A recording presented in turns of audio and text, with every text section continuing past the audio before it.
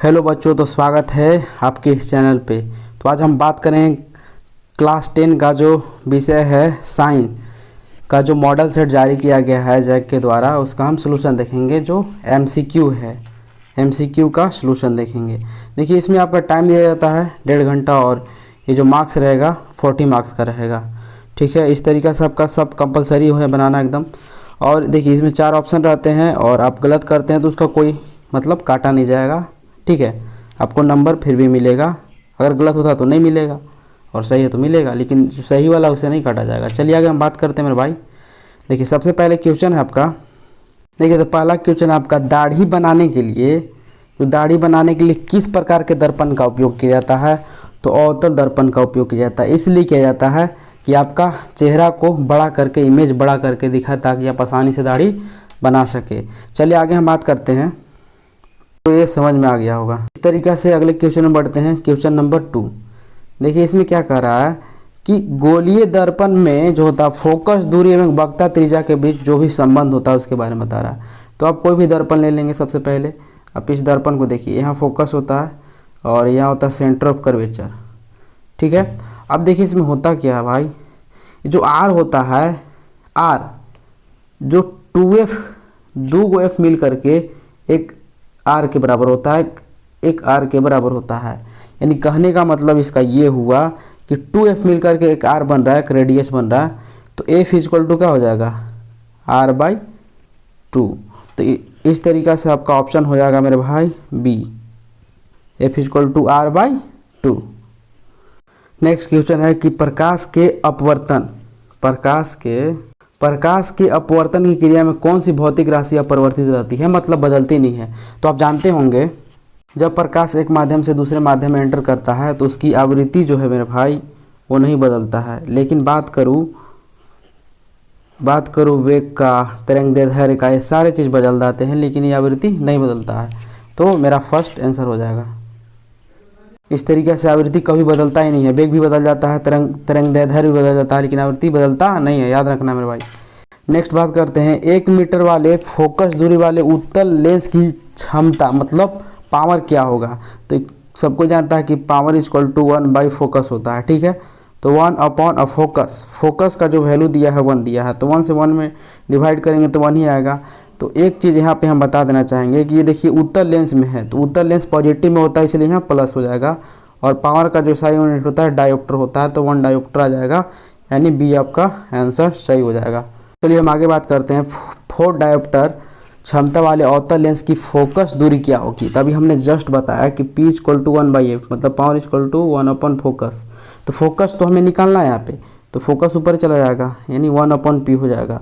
अब देखिए अब जो डायोप्टर में यहाँ 4 डायोप्टर दिया है, पावर दिया हुआ है, इसको जब आप डिवाइड कीजिएगा तो 0.25 आएगा। अभी देखिए जब भी आता है आपका मीटर में आ गया, लेकिन आपको क्या निकलना है, सेंटीमीटर में। तो कुत्ता बिलाई भी जानता है कि 1 मीटर इक्वल टू 100 सेंटीमीटर होता है, लेकिन हमको क्या करना है, हमें चेंज करना है आपको ये सेंटीमीटर में। तो ये देखिए आपका 1 मीटर यहाँ पे है, तो 0.25। अब प्रोडक्ट करना होगा आपको ये 100 से, तो ये आपका 25 और सेंटीमीटर। तो कौन सा ऑप्शन हो जाएगा, बी ऑप्शन मेरा सही होगा। तो आप ये याद रखिएगा मेरे भाई। नेक्स्ट क्वेश्चन है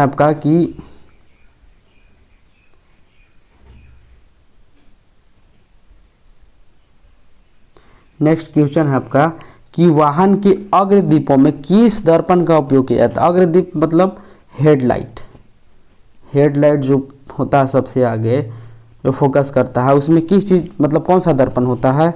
तो आप सिंपल बताएंगे मेरे भाई, अवतल दर्पण होता है। कैसे होता है? देखिए, अवतल दर्पण इसलिए होता है उसमें कि जैसे ही लाइट जाएगा ये क्या करेगा, अवतल दर्पण पूरे डाइवर्ट कर देता है, बिखेर करके और लाइट को देगा, इसलिए अवतल दर्पण का यूज किया जाता है। नेक्स्ट बात करते हैं। देखिए, मानव नेत्र में जिस भाग पर किसी वस्तु का प्रतिबिंब बनता है वो क्या होता है, रेटिना। तो रेटिना को ही हम लोग क्या बोलते हैं, दृष्टिपटल। ये याद रखिएगा, हिंदी में इसको बोलते हैं। ये उल्टा और वास्तविक बनता है, उल्टा और वास्तविक रेटिना पे। जब उल्टा के साथ वास्तविक, लेकिन सीधा के साथ आभासी होता है, याद रखिएगा, सीधा के साथ आभासी, जब भी काम है तो याद रखिएगा। चलिए ठीक है, इस तरीक़ा से हम आगे बढ़ते हैं।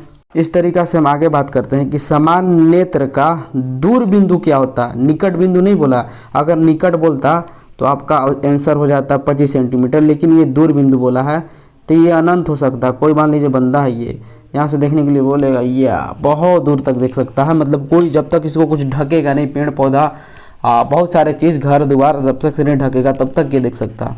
ठीक है, तो इस तरीक़े से आगे बढ़ते हैं। नेक्स्ट क्वेश्चन जो है कह रहा है कि नेत्र में जाने वाली प्रकाश की मात्रा का नियंत्रण कौन करता है। तो ये जो नियंत्रण करता है भाई परितारिका, कितना प्रकाश जाना चाहिए नहीं जाना चाहिए, सारा यही हैंडल करता है। देखिए क्वेश्चन आ गया ना, अभी जस्ट हमने बताया था कि मानव नेत्र में प्रतिबिंब किस प्रकृति का होता है। तो हमने जस्ट बताया बच्चों कि उल्टा और आभासी, अभी जस्ट हमने पिछले क्वेश्चन में बात किया था। नेक्स्ट बात करते हैं कि 1 किलो, देखिए इसमें क्या दिया है कि 1 किलोवाट घंटा इसको बोलते हैं। ऐसे किलो, एक से वाट, इससे आवर मतलब घंटा। तो ये जो है ऊर्जा का जो होता है ये व्यावसायिक मात्रक है, व्यावसायिक मात्रक होता है, ये आप याद रखिएगा। तो आपका आंसर हो जाएगा ऊर्जा। तो इस तरीक़ा से आगे बात करते हैं बच्चों। पहला है मतलब 12 कूलम्ब किसका मात्रक है। तो कूलम्ब जो होता है विद्युत आवेश का मात्रक। ठीक है, इसको सी से हम लोग डिनोट करते हैं। किसको? सी मतलब कूलम्ब इसको लिखेंगे। ठीक है, देखिए आगे बात कर रहा कि विद्युत मोटर एक युक्ति है जो परिवर्तित करती है। तो विद्युत मोटर ये क्या करता है, विद्युत ऊर्जा को यांत्रिक ऊर्जा में परिवर्तित करता है। जैसे क्लास में सबका फैन होता है, तो फैन जो भी होता है हम लोग स्विच ऑन करते हैं और फैन पूरा एकदम रनिंग करने लगता है, घूमने लगता है। तो पहले विद्युत लेता है और जैसे ही हम लोग ऑन करते हैं स्विच, ये यांत्रिक ऊर्जा में परिवर्तित होकर और हमें हवा खिलाने लगता है। इस तरीक़े से आगे बात करते हैं। देखिए आगे बात कर रहा है कि जल का विद्युत अपघटन मतलब जल का टूटना, ये आपका वियोजन अभिक्रिया। संयोजन मतलब जुड़ना, लेकिन वियोजन मतलब टूटना, सिंपल। नेक्स्ट क्वेश्चन है कि Cu+H2 एरो Cu+H2 इसमें हो क्या रहा है, इसके बारे में समझते हैं। देखिए इसमें हो क्या रहा है ना, देखिए इसमें क्या हुआ है कि ऑक्सीजन जो है इसमें से हो करके इसमें ना हो करके, थोड़ा गलत। देखिए इसमें क्या हो रहा है कि ऑक्सीजन इसमें से इसमें आ रहा है, मतलब ऑक्सीजन का एडिशन हो रहा है। जब ऑक्सीजन का एडिशन H2O में होता है, मतलब H2 में होता है, हाइड्रोजन में होता है, तो उसको हम लोग क्या कहते हैं, उपचयन। ये आपका उपचयन आंसर हो जाएगा। चलिए आगे हम बात करते हैं। इसमें दिया गया है डायग्राम जो आपको दिख रहा होगा, इसमें ये चीज़ बता रहा है कि कॉपर सल्फेट। तो देखिए कॉपर सल्फेट मतलब CuSO4 हो गया, और इसमें लोहे की कील, तो लोहे की कील के साथ जब अभिक्रिया कराया गया है तो ये क्या किया, एरो में आपका निकलेगा FeSO4। अब इसको भगा दिया जाओ ने। ये ऐसा हुआ क्योंकि ये जो है काफ़ी अभिक्रियाशील, ये अभिक्रियाशील धातु होता है। कौन?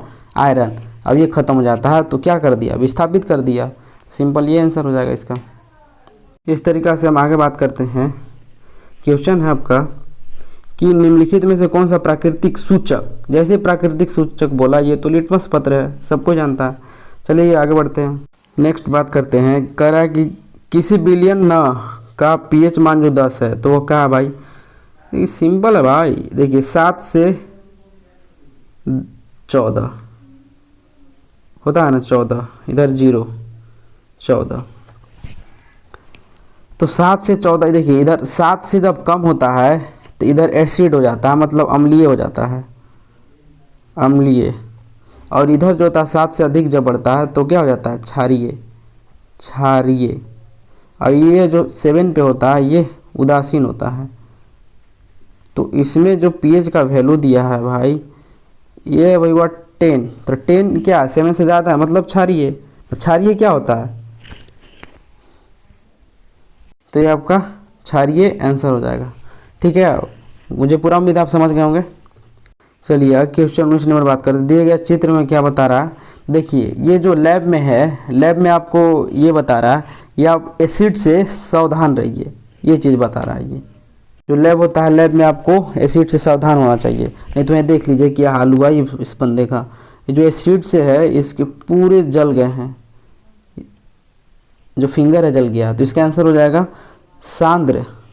जो सांद्र है, सांद्र अम्ल तथा क्षार वाले बर्तन का चेतावनी है ये, समझ गए। चलिए नेक्स्ट क्वेश्चन है इमली। इमली में कौन सा अम्ल होता है? तो ये खट्टा होता है यानी टार्टरिक अम्ल हो जाएगा। चलिए हम बात कर रहा है कि कौन सा धातु जो है, कौन सा धातु कमरे के ताप पर द्रव अवस्था में पाया जाता है? तो आपका ये ब्रोमीन होता है, ठीक है। नेक्स्ट है कि निम्नलिखित में किस पदार्थ का उपयोग जो होता है अग्निशामक बनाने के लिए किया जाता है भाई? तो ये सबको जानता है, NaHCO3, इसको बोलते हैं सोडियम। अब H मतलब हाइड्रोजन या बाई बोल सकते हो, फिर कार्बोनेट। तो सोडियम बाई कार्बोनेट बोलो या सोडियम हाइड्रोजन कार्बोनेट, बात एक ही है, ठीक है भाई। आगे चलते हैं। देखिए आगे क्वेश्चन है कि आधुनिक आवर्त सारणी किस आधार पर बना है भाई? तो ये बना है परमाणु संख्या पर, पहला ऑप्शन सही हो जाएगा। नेक्स्ट क्वेश्चन है यहाँ कि निम्नलिखित में से कौन सा धातु सबसे अधिक अभिक्रियाशील है? तो हमने जस्ट पहले बताया था कि सबसे पहले ये आपका पोटेशियम हो जाएगा, सोडियम हो जाएगा, मैग्नीशियम हो जाएगा, एल्युमिनियम हो जाएगा, सीक्वेंस है। तो सबसे पहले क्या आ रहा है? ये है आपका सोडियम। तो ये आपका कौन सा आंसर हो जाएगा? सॉरी, इसको पोटेशियम ना बोलते हैं यार, पोटेशियम के मतलब पोटेशियम। तो सबसे नीचे जो होता है भाई गोल्ड, सोना होता है, वो किसी से अभिक्रिया नहीं करता, इतना महंगा ही होता है वो। नेक्स्ट क्वेश्चन बात करते हैं कि पृथ्वी की भूपर्पट्टी में प्राकृतिक रूप से जो पाता है उस तत्व यौगिक को हम लोग क्या कहते हैं? खनिज कहते हैं। उसमें से जो निकलता है उसको एक्स कहते हैं, तो इसका बी ऑप्शन हो जाएगा। नेक्स्ट बात करते हैं कि प्रोपेनॉल में कौन अभिक्रियाशील समूह मौजूद है? तो ये देखिए प्रोपेनॉल का सूत्र होता है C2H5OH, इसमें अल्कोहल ग्रुप लगा होता है, ठीक है। तो ये अल्कोहल में जाता है। तो लोग जो भी ये ड्रिंक करते हैं, दारू पीते हैं, वो क्या करते हैं? ये होते हैं प्रोपेनॉल। तो इस तरीक़ा से हम ये जो वीडियो है सिर्फ ये ऑब्जेक्टिव क्वेश्चन का है, तो आप समझ सकते हैं।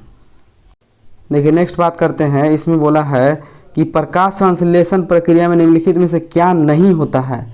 देखिए तो क्या नहीं होता है? देखिए जल का टूटना है तो टूटता है, तभी तो हम लोग ये ऑक्सीजन ले पाते हैं। जैसे ऑक्सीजन का मुक्त होना, बात वही है। देखिए कार्बन डाइऑक्साइड का उपयोग, तो कार्बन डाइऑक्साइड का उपयोग ट्री लोग करते हैं, ठीक है। लेकिन इसमें गलत कौन सा है? मतलब नहीं है, जो इसका आंसर है कार्बन डाइऑक्साइड का मुक्त होना, ठीक है। याद रखिएगा कि प्रकाश संश्लेषण के दौरान जो है कार्बन डाइऑक्साइड मुक्त नहीं होता, बल्कि वो लेता है। क्वेश्चन आपका कि फ्लोएम जो है, फ्लोएम से खाद्य पदार्थ का परिवहन पौधे में किस दिशा में होता है? तो ये देखिए, जैसे मान आप बात करते हैं, जैसे आप देखिए ये आपका मान लीजिए ट्री है सपोज। अब इसमें होता क्या है? ट्री है, इस ट्री के अंदर आप देखेंगे कि जो भी इसमें जो जड़ें होती है, यहाँ पर जड़े से क्या होता है? जो पानी होता है ये ब्रांच से जड़ की ओर जाता है, तो इसको जनरली सब फ्लोएम बोलते हैं। लेकिन फ्लोएम में क्या होता है कि जड़ की तरफ तो आता ही है, लेकिन अदर पार्ट्स मतलब पत्ती को भी ये बांटता है, परिवहन करता है, ठीक है, खाद्य परिवहन करता है। इसलिए इसका जो ऑप्शन हो जाएगा ऊपर और नीचे दोनों की ओर होगा भाई, याद रखना ये। नेक्स्ट क्वेश्चन है यहाँ पे कि जो ब्रिक है, ब्रिक की संरचनात्मक तथा क्रियात्मक इकाई को क्या कहते हैं? ब्रिक किडनी वही है। चलिए नेक्स्ट क्वेश्चन बात करते हैं, फल को पकाने के लिए कौन सा हार्मोन उत्तरदायी है? तो ये एथिलीन होता है। एथिलीन और एक कार्बाइड भी बोलते हैं लोग, बात वही है। चलिए आगे हम बात करते हैं इस तरीक़े से। नेक्स्ट क्वेश्चन की बात कर रहा है कि एस्ट्रोजन का स्रावित होता है, ये अंडाशय से होता है, क्योंकि ये फीमेल पार्ट है अंडाशय, तो एस्ट्रोजन उसी का अंडाशय से, सिंपल। चलिए आगे हम बात करते हैं, जो थायराइड होता है जब तो समझते ही हैं, थायराइड हार्मोन एडम सेपल के पास, ऑब्रिसन टेस्टोस्टेरोन, और पिट्यूटरी जो ये ब्रेन में होता है, सारे फंक्शन को स्टिमुलेट करता है, ठीक है। चलिए इस तरीक़ा से हम आगे बात करते हैं कि नर युग्मक और मादा युग्मक के संलयन को क्या कहते हैं? तो इसको हम निषेचन कहते हैं, मतलब फर्टिलाइजेशन, ये तो सबको जानता होगा कि मेल गैमेट और फीमेल गैमेट जब मिलता है तो उसको हम निषेचन बोलते हैं।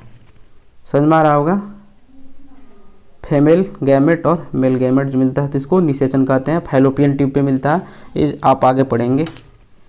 चलिए आगे बात करते हैं कि दिए गए चित्र में कौन सा जनन हो रहा है भाई। अरे देखो यार, जनन ये कोई भी जानता है, मुकुलन हो रहा है, ये देखो निकल गया एक्स्ट्रा। एनसीईआरटी का डायरेक्ट फोटो छाप दिया गया। टेंटिकल्स इसको बोलते हैं, जो ये इधर उधर निकल रहा है। चलिए आगे बात करते हैं इस तरीके। पक्षी और चमगादड़ के पंख जो होते हैं असमजात अंग होते हैं, ठीक है, एक जैसा नहीं होते हैं। जो मेंडल है, मेंडल अपने प्रयोग में के लिए किस पौधे को चुना था। तो कुत्ता बिलाई जानता है कि ये मटर को चुना था, ठीक है।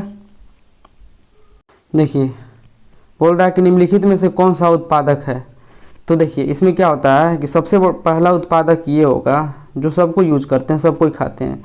तो घास, इसके अंदर जो होता है घास, घास जो होता है सब कोई खाते हैं, इसलिए ये क्या होता है, उत्पादक होता है। चलिए आगे क्वेश्चन है कि किसी आहार श्रृंखला में शाकाहारी का निर्माण होता है। तो ये देखिए मान लीजिए क्या है, ग्रास है, घास, और घास को पहले कौन खाते हैं, गोट वगैरह खाते हैं, गोट हो गया। तो जो गोट खाता है वो क्या होगा, सबसे पहले बार में खा रहा है, तो इसको हम क्या बोलेंगे, प्रथम पोषी स्तर का, ठीक है। नेक्स्ट क्वेश्चन है कि ओजोन परत के अपक्षय के लिए जिम्मेदार है। तो एक क्लोरोफ्लोरोकार्बन है जो ओजोन परत को क्या करता है, ओजोन परत है CFC को रोक करके रखता है और हम लोग कैंसर से बच पाते हैं, ठीक है। ये स्ट्रेटोस्फीयर में पाया जाता है। नेक्स्ट क्वेश्चन है कि जैव ऊर्जा, जैव मात्रा ऊर्जा स्रोत का उदाहरण नहीं है नहीं है, उल्टा बोल रहा। देखिए लकड़ी में जो पहले, कहने का मतलब था जिसके पास पहले जीवन ना हो, तो लकड़ी में तो पहले था, गोबर में भी पहले था और कोयला में भी, लेकिन नाभिकीय में कोई जीवन तीवन नहीं होता, इसलिए नाभिकीय ऊर्जा हो जाएगा इसका आंसर। नेक्स्ट क्वेश्चन की बात करते हैं। पवन ऊर्जा का उत्पादन के लिए पवन की चाल न्यूनतम कितनी होनी चाहिए। तो 15 किलो पर घंटा, मतलब आर, समझ रहे हैं। तो इस तरीक़ा से आपका ये मॉडल सेट ख़त्म होता है। तो जाते जाते सिर्फ इतना कहना चाहेंगे कि इस चैनल को लाइक कीजिए, शेयर कीजिए और सब्सक्राइब कर दीजिए, सब्सक्राइब, ताकि हम आपके लिए इस तरीक़े से वीडियो बनाते रहें और फैला दीजिए हर जगह। ओके भाई।